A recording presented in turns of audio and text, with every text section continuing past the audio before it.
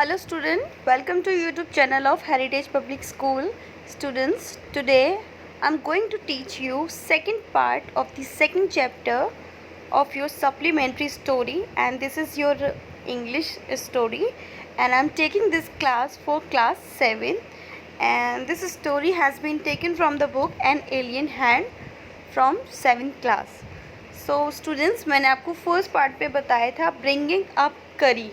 Your chapter name is bringing up करी. यहाँ पे जो करी है वो एक एलिफेंट का बेबी है. एलिफेंट का बेबी जो कि सिर्फ 5 महीने का था जब ऑथर को सौंपा गया था. ऑथर उसकी बहुत अच्छे से देखभाल करता था, उसके लिए खाना कलेक्ट करता था, जंगल में जाके उसके लिए सॉफ्ट ट्विंग्स लेकर आता था. इसके अलावा वो उसकी बहुत केयर करता था. जो हमारा करी था वो घर के बाहर एक पवेलियन में रहता था.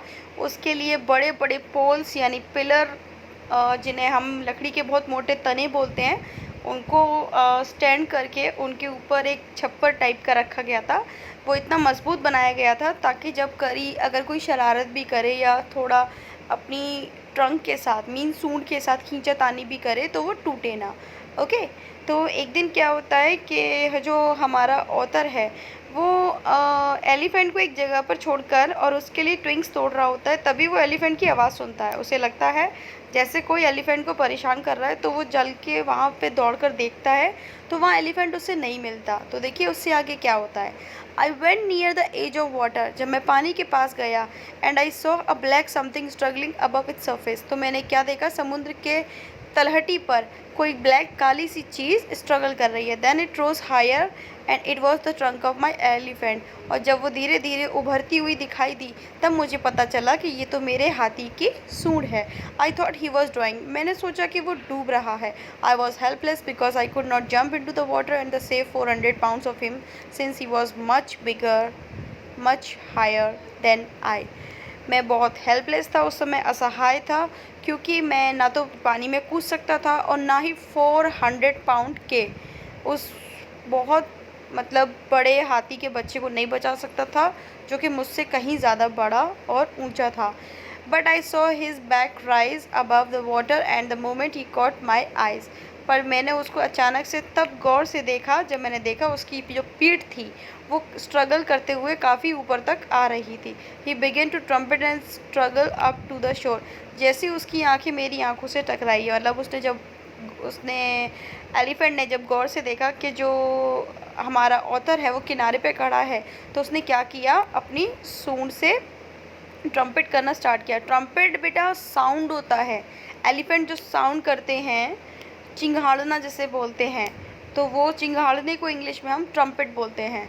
तो जो हमारा एलिफेंट होता है वो स्ट्रगल करता हुआ और ट्रम्प करता हुआ शोर पर आने की कोशिश करता है. देन स्टिल ट्रम्पिंग, उसके बाद कंटिन्यू वो चिंघाड़ता रहता है. He pushed me into the water and as I fell into the stream. उसने मुझे पुश मी का मतलब है धक्का दिया इनटू द वाटर. तो जो हमारा एलिफेंट का बेबी था उसने ऑथर को पानी में धक्का दे दिया, और जैसे ही जो हमारा ऑथर है वो पानी में गिरा. देखिए यहाँ पे बार बार आई करके लिखा हुआ है, तो आई जो है वो ऑथर है. ऑथर अपने बारे में और एलिफेंट के बारे में बता रहा है, तो हर बार जब आई आता है तो वो हमारा ऑथर ही है, यानी कि हमारा writer. As I fell into the stream, जैसे ही मैं स्ट्रीम में गिरा. I saw a boy lying flat on the bottom of the river. जैसे ही मैं स्ट्रीम में गिरा, मतलब पानी की जलधारा में गिरा, तो मैंने क्या देखा, जो नदी है उस नदी के बॉटम में, बॉटम का मतलब बेटा जब तली होगा, यानी कि नदी के अंदर जब आप डीप एक डुबकी लोगे तो आप देखोगे तली में एक बच्चा वहाँ पे पड़ा हुआ था. Lying, saw a boy lying, एक जो लड़का था वो पड़ा हुआ था नदी में. He had not all together touch bottom but was somewhat afloat. पूरी तरह से तो नहीं बॉटम में पड़ा था, पर थोड़ा थोड़ा हल्का सा वो ऊपर तैर रहा था. I came to the surface of the water to take my breath and there Kari was standing.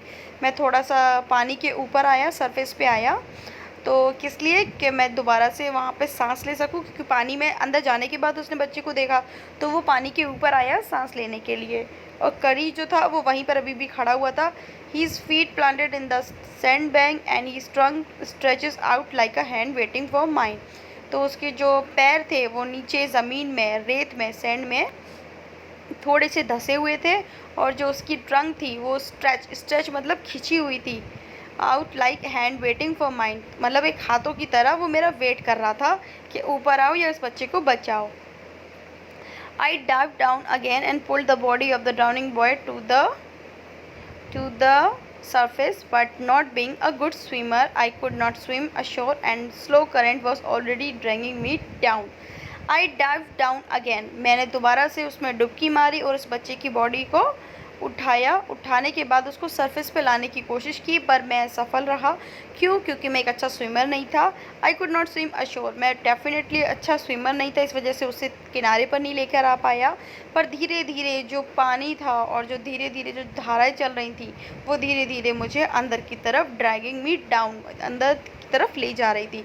Seeing us drift by the current, मतलब हमें इस कंडीशन में देख के Kari who was usually slow and ponderous, जो करी था वो बहुत धीरे धीरे रिस्पॉन्स दे रहा था, slowly suddenly dived down like a hawk and came halfway into the water where I saw him stretch out his trunk again.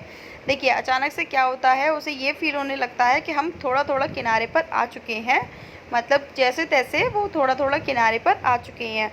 उसके बाद आई saw him stretch out his trunk again, उसने अगेन दोबारा अपनी सूंड को स्ट्रेच करके उसे खींचने की कोशिश की। I raised up my hand to catch it and it slip, मैं कई बार बाहर आने के लिए हाथी की सूंड से मतलब हाथ मिलाना चाह रहा था बार बार, ताकि वो मुझे बाहर की तरफ खींच ले, पर बार बार मेरा हाथ छूट जाता था। I found my self going under the water again, मैंने अपने आप को फिर से कैसा पाया कि मानो ऐसा लग रहा है जिसमें पानी के अंदर जा रहा हूँ। But this time I found that the water was not very deep, so I sank to the bottom of the river and doubled my feet under me and then suddenly kicked the river bed and so shot upward like an arrow। बिल्कुल, पर इस बार क्या होता है कि पानी जो था वो इतना डीप नहीं था, तो उसने क्या किया, आई सैंक टू द बॉटम, वो बॉटम पे खड़ा हुआ था, नदी के बॉटम पे खड़ा हुआ था। तो इस बार क्या हुआ, उसने अपनी फीट्स पे डबल प्रेशर लगा के नीचे की तरफ किक मारते हुए वो पानी से ऊपर की तरफ उछाल लेता हुआ ऊपर की तरफ आता है, जैसे एक एरो आता है। In spite of the fact, सच्चाई तो ये थी that I was holding the drowning boy with my hand, क्योंकि उसके हाथों में डेफिनेटली वो इतनी ज़्यादा अच्छे से ऊपर नहीं आ पा रहा था, क्योंकि उसके हाथों में जो डूबता हुआ बच्चा था वो था। As my body rose above the water, जैसे ही मेरी बॉडी थोड़ी सी ही ऊपर आई, अबव रोज मतलब बाहर उभरी हुई आई पानी के ऊपर, आई फेल्ट लेजो अराउंड माई नेक, तभी मैंने क्या देखा, अपनी गर्दन में कुछ लिपटा हुआ देखा। This frighten me, I thought some water animal was going to swallow me, तो मैं इतना डर चुका था, मुझे ऐसा लगा मानो जैसे कोई वाटर एनिमल मुझे निगलने ही वाला है। आई हेard करी स्क्वेलिंग, तभी मैंने करी की आवाज़ सुनी, and I knew it was this his trunk about my neck, तब मुझे पता चला कि मेरी गर्दन में जो लिपटा हुआ है वो करी की ट्रंक है। ही पुल्ड अस बोथ अशोर, और उसने हम दोनों को ही नदी के किनारे पर खींच लिया। Curry was like a baby, he had to be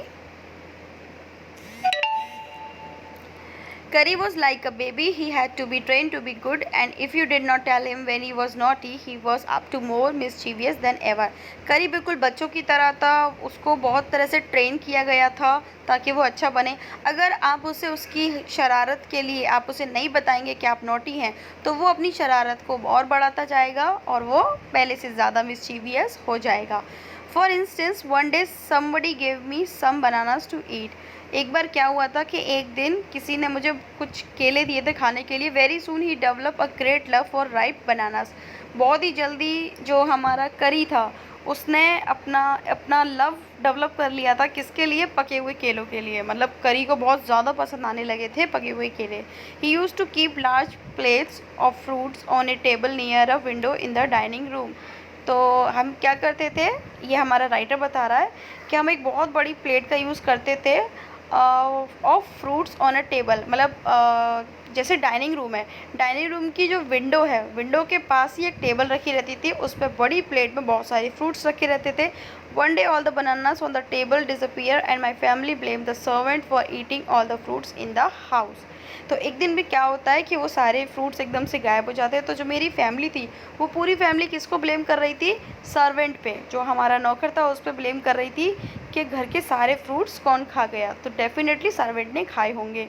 a few days later the fruit disappear again, कुछ दिनों बाद क्या होता है कि अगेन वही भरी हुई प्लेट फ्रूट्स की दोबारा से गायब हो जाती है। This time the blame was put on me. इस बार क्या होता है कि जो इल्ज़ाम आता है वो मेरे पे आता है। And I new I had not done it. और मुझे पता था ये तो मैंने किया ही नहीं है। It made me very angry with my parents and the servant.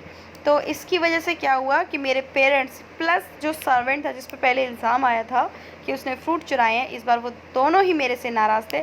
For I was sure they had taken all the fruit. But मैं श्योर था कि इन्होंने सारे फ्रूट्स ले लिए हैं और बिना वजह की मेरे ऊपर इल्ज़ाम लगा रहे हैं। The next time the fruit disappeared I found a banana all smashed up in the करी पवेलियन। एक बार फिर से ऐसा होता है कि सारे फ्रूट्स अगेन गायब हो जाते हैं। तो मैंने क्या पाया, एक बनाना पाया स्मैश्ड, मतलब अब इन करीज पर। तो करी जहाँ जिस जगह पे रहता था उसे पवेलियन बोलते थे। करी की पवेलियन में ही उसने एक बनाना वहाँ पड़ा हुआ पाया। This surprise me very much. मुझे अचानक से देख के बहुत सरप्राइज़ हुआ, शॉक्ड लगा। For I had never seen fruit there and as you know he had always lived on twigs. तो वो उसने कभी भी वहाँ पे फ्रूट्स नहीं देखे थे। और जैसा कि पता था कि ही हैड ऑलवेज लिव्ड, वो हमेशा ट्विंग्स खाता था, मतलब पेड़ों के तनियों की जो कॉपलेसी होती हैं, फ्रेश तनियाँ जो होती हैं, यानी कि ब्रांचेस हम जिसे बोल सकते हैं, वो ये सिर्फ वही खाता था। तो उसे श्योर ही नहीं था कि बकरी ये सब खा भी सकता है। Thank you student for giving your attention. मैं नेक्स्ट क्लास में आपका चैप्टर कंप्लीट करा दूँगी। ओके।